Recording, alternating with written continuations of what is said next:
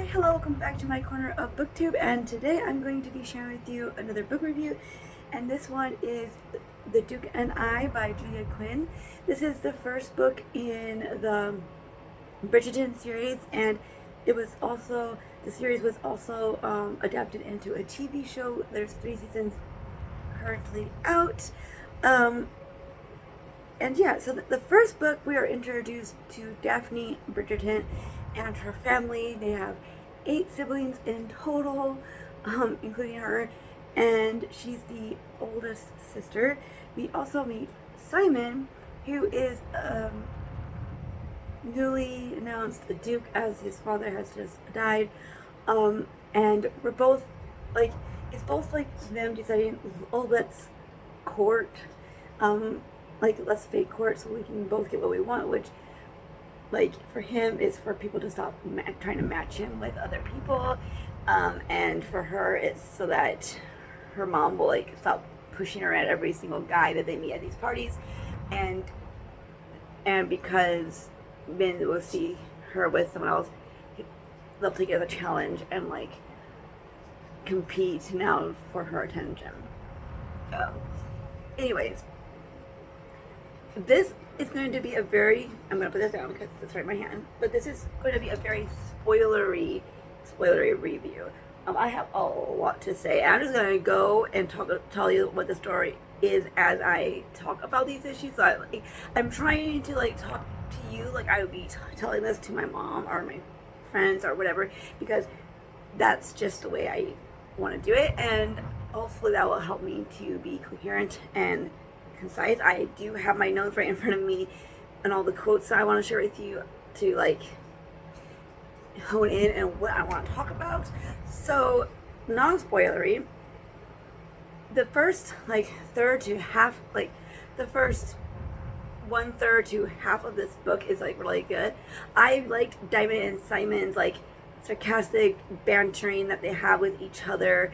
I like the whole fake courting situation that they put themselves in, because it's just like a funny, like fun thing, and it wasn't like as serious as a TV show made. I only watched like the first half of that first season, so I don't know how close they are to the book, and you can tell me if they do or not go very close, specifically to a scene that happens towards the end of the book.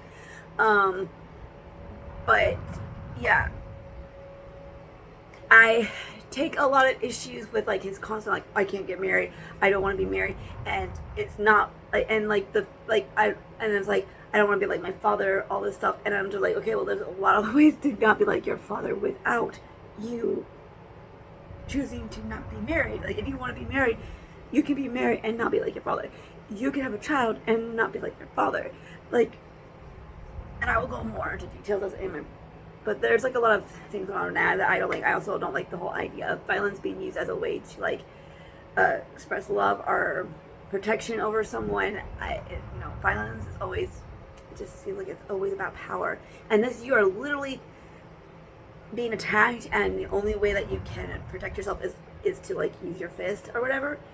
Like, there's no excuse for violence in my opinion, and I don't like it. I think it's a red flag for any man to be using violence of any sort, whether that's the lifting of your voice in a certain way. And I'm talking like, if you're in an argument, it's natural to like be in like, you tend to raise your voice, so that is natural. I'm talking about in the way that it's kind of done in this book, where it's about asserting your dominance and power over someone else. Okay, but there's just a lot of issues, and there's a lot of like abusive and manipulative behavior, and the manipulative behavior is by Daphne. And there is a grape scene close to the very end of this book. So as soon as Simon went, and like, I was enjoying this book until they get married, and then there's like this whole thing where like he's like, you're my property, and I'll like, okay, I'm done. But I found out through written reviews that that there was a grape scene, and I was like, what in the actual hell? So I decided to read on to see, because I was completely shocked by this. I was taken aback, and when I read it, I will tell you, I was very sickened by this, because I was just like, why would this author do this? and I'll again talk about this in the spoiler. I go into more details about this whole situation. So again, trigger warnings. Also, trigger warnings for SA, for abusive behavior, for violence. Yeah, very triggering. And I'm not somebody who experienced sexual assault before, and I just felt sick to my stomach reading that whole scene. So just letting you know it's there, and it's more sickening because of the way I feel like the author was trying to like portray it with certain things that happen like at the beginning of the book. But anyways, let's just go into the details. I am going straight into spoilers now, so if you do not want to be spoiled, you know my issues. Thank you for watching, and let's get into it. So we start out this book in the prologue. Hold on. Sorry, dog's whining. Anyways, we start this book with a prologue, and it's about before Simon is born. Really, we're talking about the Duchess and the Duke, and we find out that the Duchess, Simon's mother, is really struggling to successfully produce a child, and the father is very much just all about needing an heir, needing someone that's gonna, continue the lineage, what have you, and he specifically wants a man, obviously, wants a boy, because obviously only a boy can continue the lineage.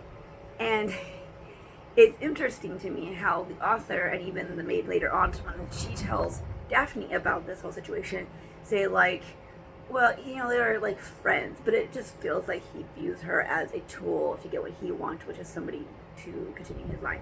Anyways, so she's determined to give him what he wants. The doctors are telling her that she's had so many miscarriages and hard births that if she continued to try, she could very well die from another effort. And yet she continues, and she does die during childbirth. And the father, he's like, oh, I got his son. He was so proud. He didn't even really care. Like, he was like, oh, sad, but he didn't, he acted like he was sad, but he didn't really care that his wife died. And I'm like, and we're supposed to believe that they were friends. Like, even if you were just friends and doing this out of merit and convenience, the fact that he was just so, so unfeeling towards this, like, death, really bothered me. But then Simon doesn't talk for the first 4 years of his life, and then when he does talk, he ends up with a stutter. He stutters. And so the father, disowns him, thinks that he's stupid or moron, whatever, what have you, all these, very ableist viewpoints, right? And Simon tries to send letters to him, he completely ignores Simon, and then at the end of this prologue, Simon says, if he couldn't be the son his father wanted, then by God, he'd be the exact opposite. Now, this is going to be a theme throughout the book. He's so adamant that he will not be like his father. What he really wants to do is one up his father. He wants to win this fight between him and his father, even if it's imaginary, even if his father is dead at this point. He thinks he has to beat him at his own game, whatever game this is supposed to be. Okay, so like I said, the father is very determined and about completing this lineage. And Simon is the only way to stop him from getting what he wants is for me not to have a child. Now, there's a difference between not getting married and not having a child. Of course, at that time, a lot of it is it's harder. There's no birth control. There's no condoms, right? The 1800s. I don't know if they had condoms at that point or any actual way other than not having sex. So I don't know what the tools were of that time, but I will say, why did you have to avoid marriage fully? I don't know. But and also, you could be a better parent than your father. Isn't that another way to be the opposite of your father? Because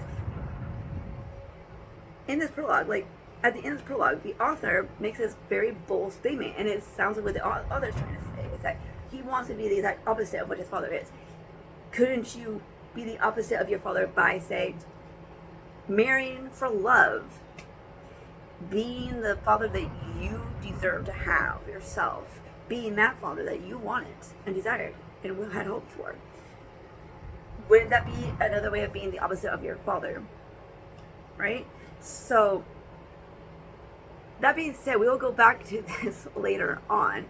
But now we get into like the main story, and this is when we meet Daphne and her mom Violet, who are reading the gossip panel, Miss Whistledown's gossip panel channel column thing, and so like through these like first few chapters, you find that she has like this big loving family. Like her mom and her dad were in love. They had a very loving relationship, and the father has passed away. And so Anthony, he's the eldest brother, and the eldest child actually,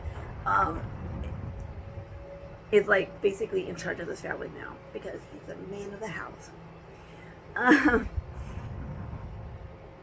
But then we see, so when Simon and Daphne meet, I'm like losing names here,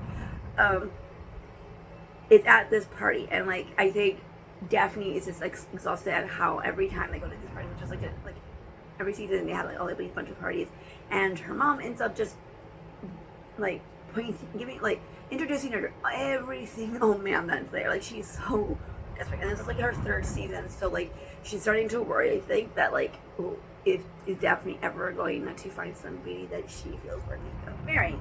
Like she wants to have the similar relationship that her parents had. That's what she's seeking. But she also understands that, you know, marriage is something that can happen, right? Anyways, so she meets Simon when Nigel, this asshole, is like really being romantic, trying to propose to her while he is literally drunk, and she ends up punching him. Simon's like, I don't really want to be the hero. He was hoping to come to the party, say hi to Lady Danbury, and leave. And so he was really not wanting to. And then he thinks that she has it in hand, and then like he squeals, so he comes and he sees her punch Nigel, and it's like this funny thing. And this is what I liked. There was like this whole banter thing between them from like a very get go, and I really liked that.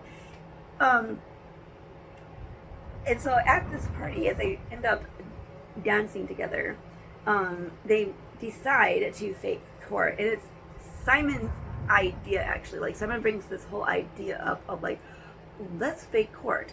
Like all of his friends' wives are trying to match him with other girls, and he doesn't want that because obviously he doesn't want to get married.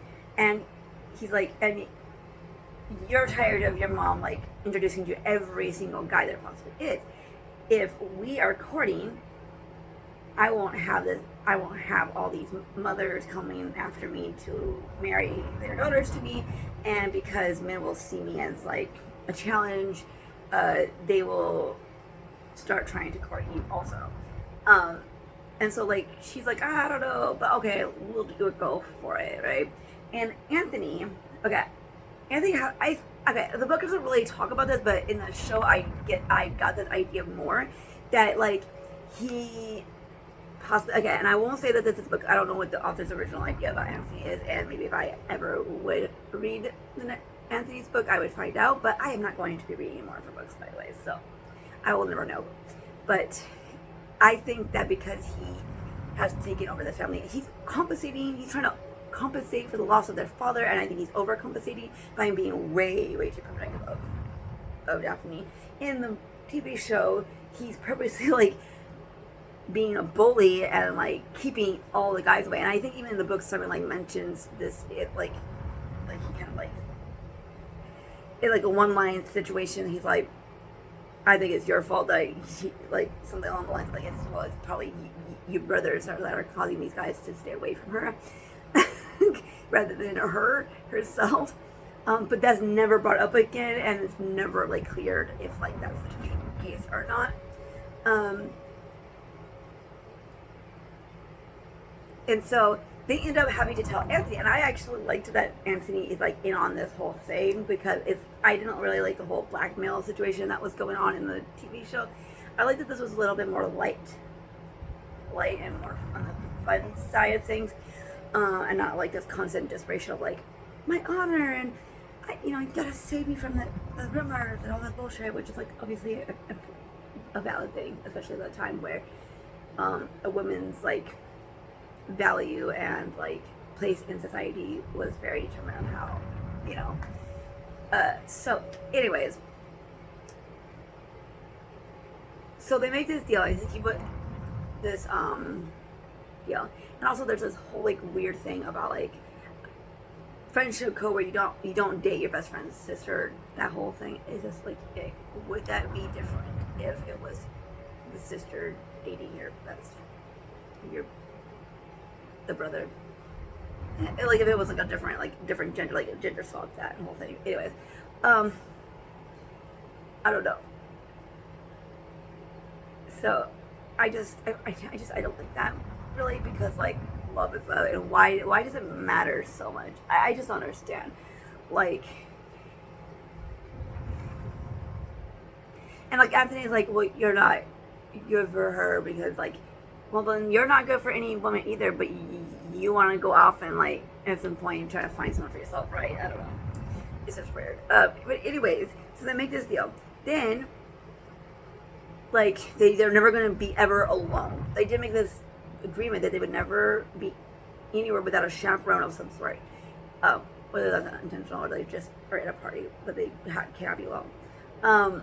So there's, and they weren't, well, this was not part of the agreement, but like Anthony was like at some point was like, you guys are like going to these parties too much together. Like if she's meant to be like finding another courtship, you know, another quarter, somebody that she's actually going to marry, you guys can't be together. So there is a time when they're not supposed to be, you know, there's 30 times.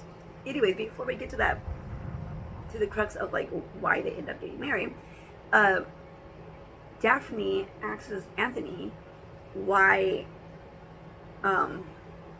Simon won't marry, and Anthony says that unlike most men, when he says he will never marry, means it.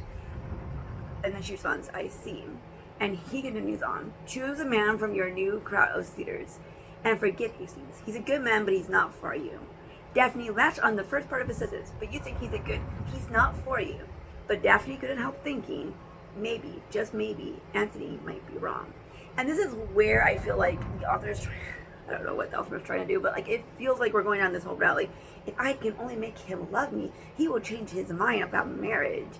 And I just feel like she's starting her way towards like, oh, I'm gonna like make it so that he marries me in some way, or like she's gonna try to change his mind because, you know, love and all this stuff. I don't know, but I'm just like, really, you think that he's wrong?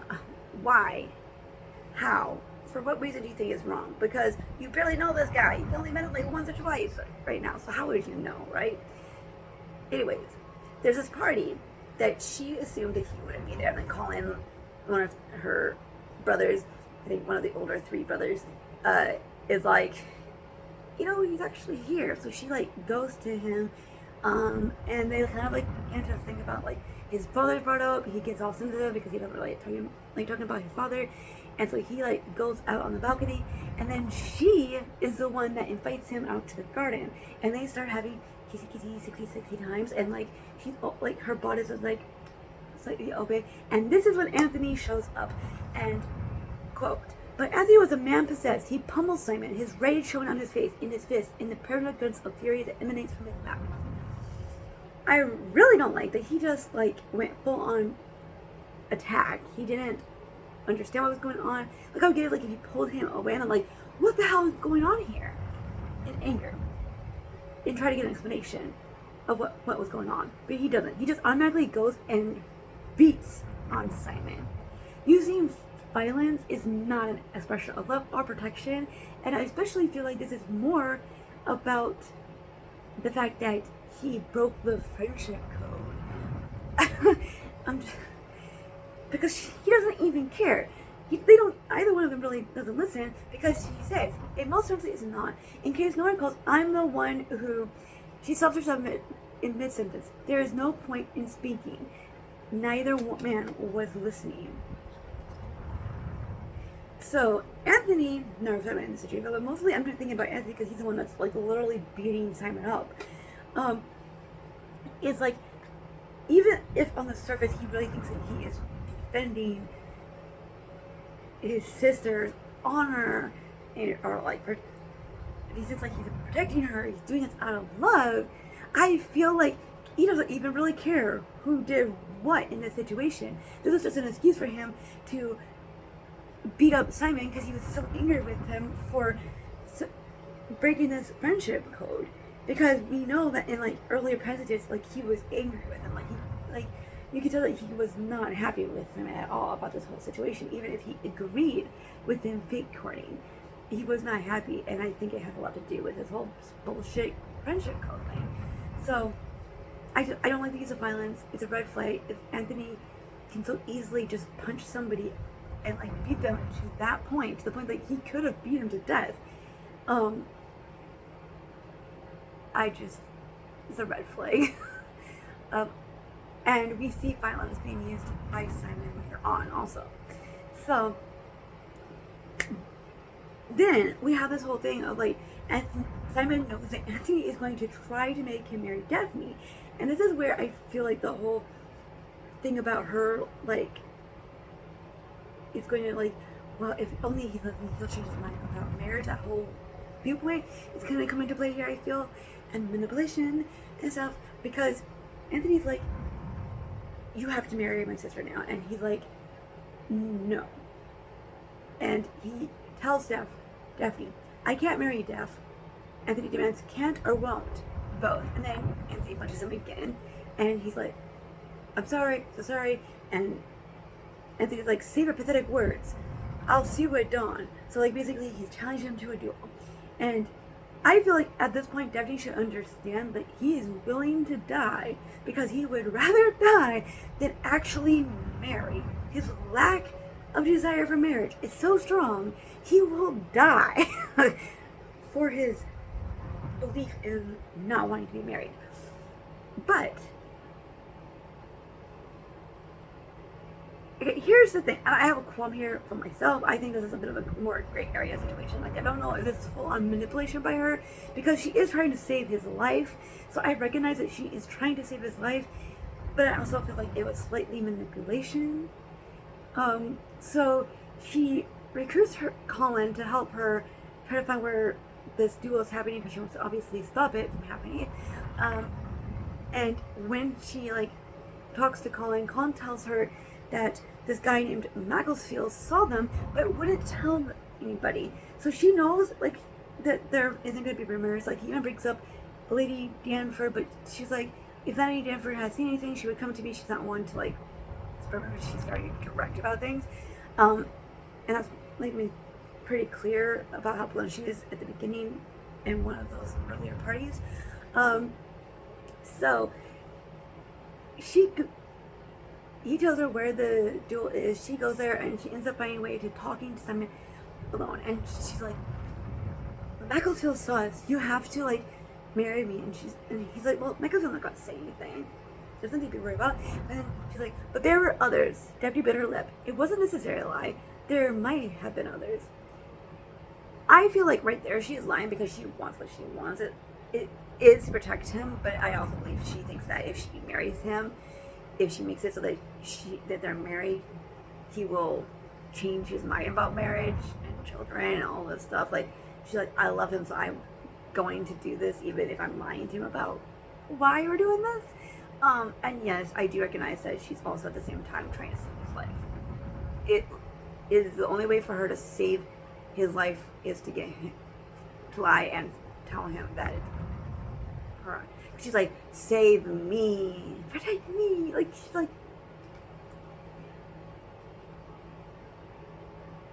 so I don't know if that's the only way that she could have saved him. And so, like, this is why I feel like it's a bit of a gray area, but it does feel manipulative to me on some level, and I don't like it. But then, this is where I feel like the author is purposefully, like, trying to play up this idea that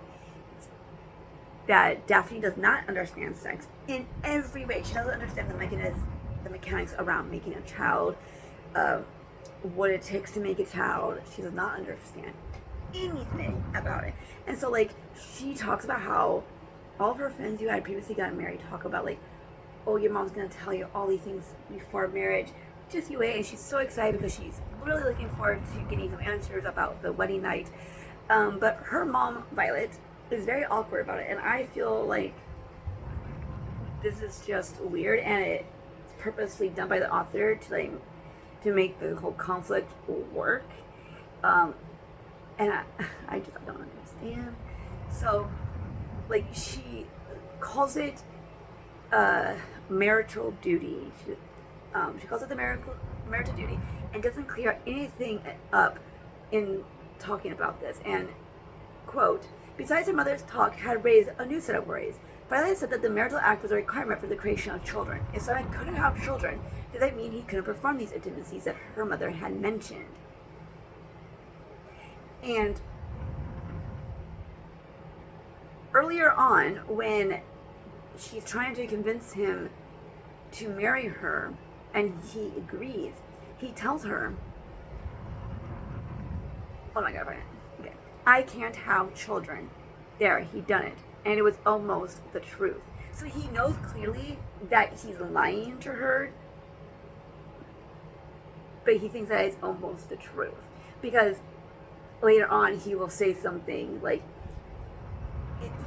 it would destroy my soul to have a child, something along those lines. And I will clear that up when we actually get to that quote. But like,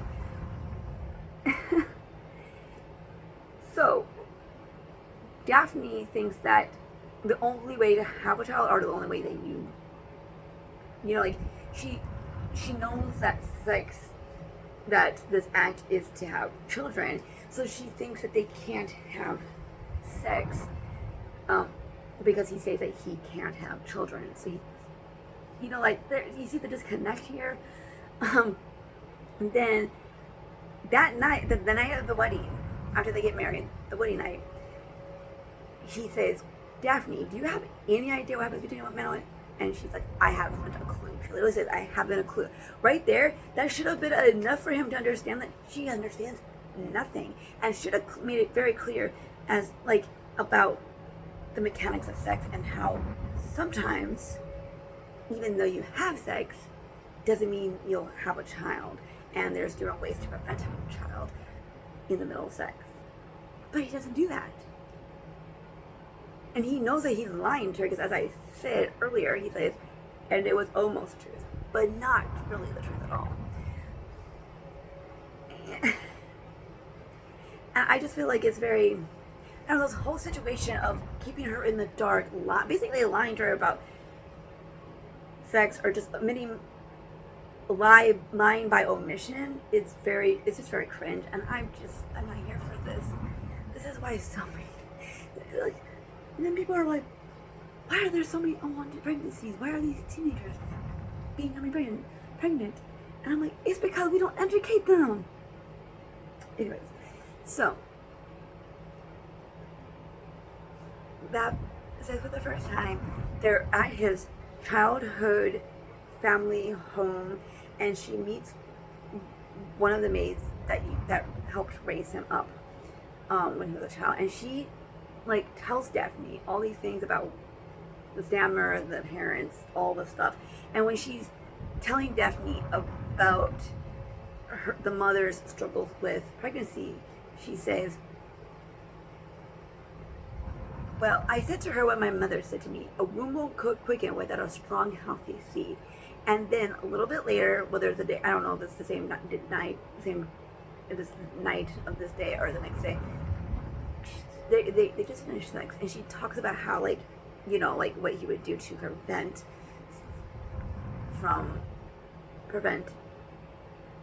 that whole thing.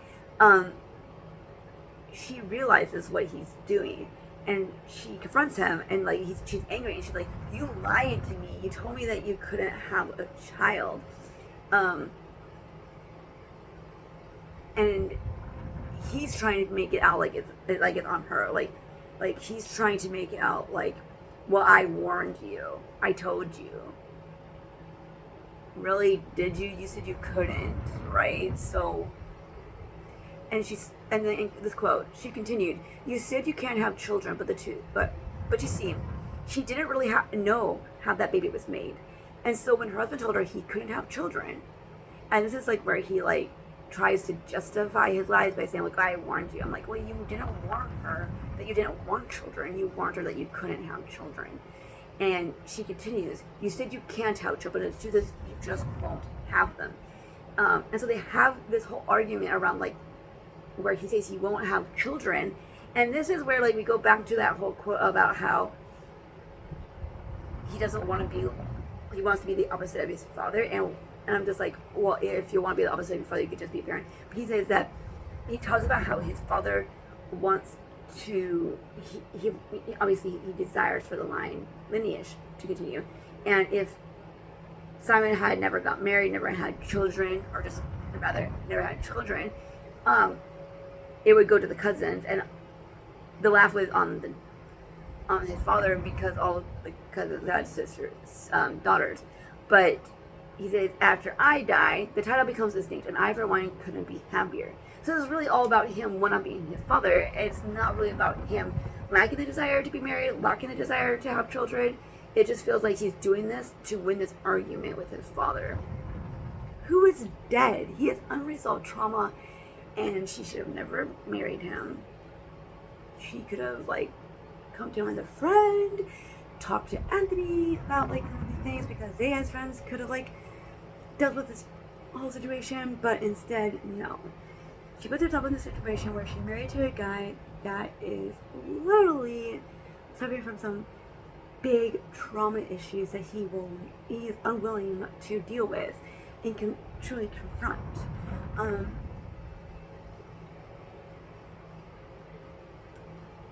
And the next day, she comes to him, confronts him, tries to like get him to have this conversation, and she like literally she tells him like there's a difference between can't and won't, and his response, not to me. I can't have children. My soul won't allow it. So like in his mind, I guess he can't have children. Like he is so tied up with his emotions around his father that his soul cannot allow children. Because why? Because his father would win. So she acknowledges that like he's not open discussion around children. And then later in that afternoon, he's like starting to get annoyed and angry with her and trying to justify in his mind that he didn't lie. He thinks he had known how desperately she had wanted children, and he had married her knowing full well that he wouldn't give her any. But he told himself, you warned her. She knew exactly what she was getting into. Again, ignoring the fact that she told you that she had no understanding of the physical aspects, the mechanics around sex, and what that would entail or not entail when it comes to you specifically. Like, she did not understand. You knew that, yet you want to blame her for your inability to be honest and differentiate between can't and won't.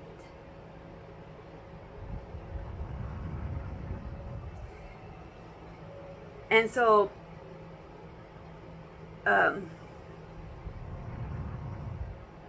he tries to, like, he realizes that she's not in their rooms, and he finds out that she had moved to a whole different set of rooms.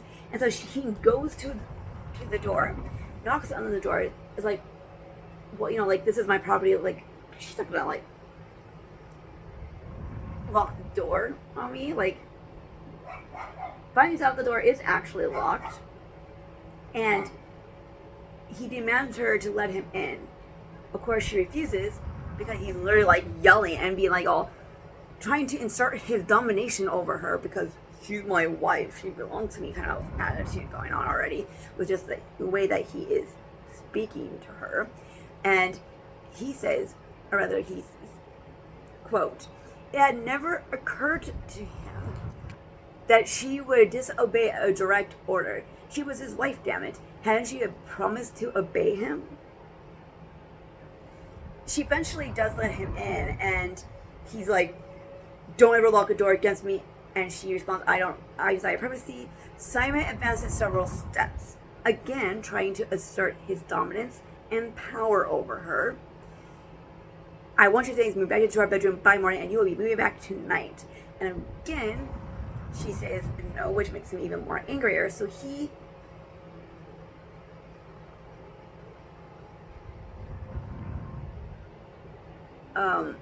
I'm just like, you're my wife, so you have to like you have to sleep with me, and not in a sexual way, but like you have to sleep with me. And so she ends up demanding him to leave her room, and Simon started to shake with rage. I own you. I own this room. I own you. And this is where I actually was about to DNF this book. I was out because like he starts being like, "You're my property. I have the right to do whatever I want," kind of bullshit with her. And then I read some reviews, and I wanted to know. I had to read this because I was completely shocked about the whole grape scene that's coming up. Because I was just like, seriously, I'm not really sure about this because like he doesn't come off as a guy to be like acting this way, especially with like he seemed really cool with the way that she was very independent, seemed pretty independent, had her own mind, punched the guy out, and he did not seem to care one whit that she did something that was unladylike at all. So I just did not expect him to be like, "You're my property," kind of asshole, and yet here he is doing that. He ends up charging her because like when he says that he owns her, she's like, "Well, you don't even own yourself." And she's like, explain yourself, and she's like, "You fine, like figure it out for yourself." And so he charged for her, grabbing her by her upper arm. He knew his grip was too tight, but he was helpless against the searing rage that flooded his veins. Again, using violence. He not only uses raising his voice, but physically causing harm by squeezing her arms too hard to assert power and dominance over her. This is abusive behavior, in my opinion, and I really am not comfortable with the idea that these two are supposed to be like romantic partners that we're supposed to be swooning over. It doesn't feel very much romance, especially once they get married. So, and again, that quote, "If he couldn't be the son his father wanted to be, then by God, he'd be the exact opposite." If he really wanted to be the opposite of his father, how are these actions the opposite? Like, this feels very much like something that his father would do. And I don't know if in the book he realizes that he was actually acting like his father and like this whole thing, but I don't care. We were like 2 or 3 chapters out of the end where I will be talking about these whole scenes. So yeah. And again, we are going to be talking about some very sensitive topics now. Violence is a sensitive topic, but we are going to be talking about grape in this towards this point. So I'm just going to warn you again. So he ends up going out drunk. So he comes home completely drunk off his ass. He goes to Daphne's room and he's like all he let me in, like all laughing at her room. She ends up opening the door pretty abruptly, and he doesn't really expect her to open the door. He falls on his ass into the room, and like she ends up like deciding, like she can't get him to go to his own room. He can't even get on his own feet fully, and she doesn't have the strength to walk him over there. So he ends up in her bed. End quote. He was asleep and probably still more than a little bit drunk, and so she could do whatever she wanted with him. She could have whatever she wanted. So she knows that what she's doing here. She knows that she is what she wants to do, and she's okay with it, even though she knows that she doesn't have his consent to do any of this. So this is a full-on rape scene, and he does half awake, he does wake up halfway. I feel like I wonder if he thinks that this is a dream on some level, because I think that he would have like stopped it completely if he was fully awake. But then, you know, she gets what she wants, and he realizes as it's happening, oh, what's going on, and he tells her, oh Christ, I can't. He literally says, I can't. And she says, in her head, she would not lose him this time. She would not lose her chance. And so she forces him to stay.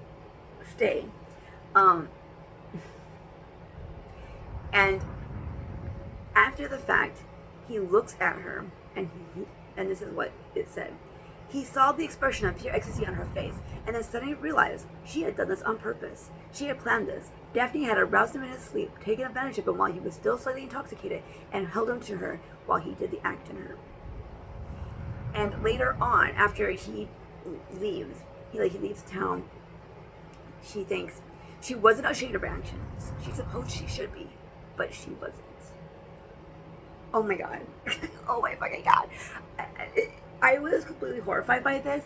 And again, like, I think that in part, the author is trying on some level, because she, you know how she, like, it's this constant, like, especially like when they first are married, when they like, this whole, like, I don't know anything about sex, but we know when we're doing something wrong, and she knew what she did was wrong. And I think there's this thing that she says, and I think we're supposed to take it as like, oh, she's this innocent girl that doesn't understand sex. She actually thought that he wanted her, because he's getting angry, and he's trying, and of course his stutter's coming because he starts to stutter when he's more emotional, angry, what have you. And she's just like, but you wanted it. And I feel like the author is trying to have us see it as like, well, she didn't understand, because she doesn't understand sex. Whereas this is something that a lot of rapists say. A lot of people who sexually assault others say. And I'm just here being like, oh, this is sickening. This is not cool. Okay. And now I want to talk about something, because when people first started talking about this book on YouTube, I don't remember anybody talking about this scene. I would have never picked this book up if I had known about it either. So it feels partially that people know that this was wrong, but they chose to avoid talking about it because they wanted to recommend this book. They think it was good. And I'm just like, the first like 1/3 of it, 1/2 was good. None of this relationship is healthy or positive or swoon-worthy. And also this whole grape scene is sickening and disgusting, and I can't understand anybody who can be like, yeah, it was wrong, but the romance was still good. I'm like, it's all tied up in this, and it's not romantic to me. I can't see how this romance of any sort.